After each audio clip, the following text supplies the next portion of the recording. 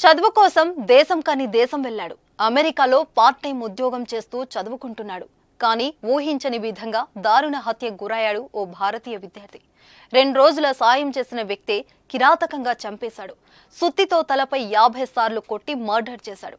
హర్యానాకు చెందిన వివేక సైని ఎంబీఏ కోసం అమెరికా వెళ్ళాడు. చదువుకుంటూనే జార్జియాలోని లిథోనియా ప్రాంతంలో ఓ షాప్లో పనిచేస్తున్నాడు. గజం కేవలం 500 రూపాయలతో 1210 గజాల భూమి కేవలం 6 లక్షలు మాత్రమే.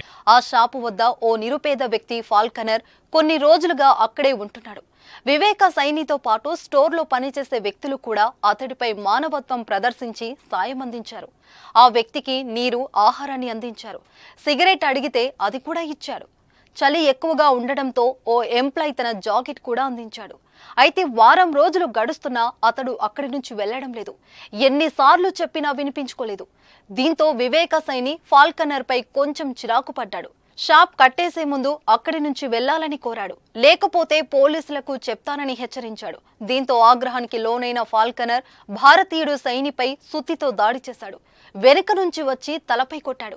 సుమారు 50 సార్లు సుత్తితో బాది చంపేశాడు. పోలీసులు వచ్చిన సమయానికి సైని మృతదేహంపై నిల్చొని ఉన్నాడు. ఇదంతా దుకాణంలోని సీసీ కెమెరాలో రికార్డైంది. ఈ ఘటన జనవరి 16న జరగగా ఆలస్యంగా వెలుగులోకి వచ్చింది.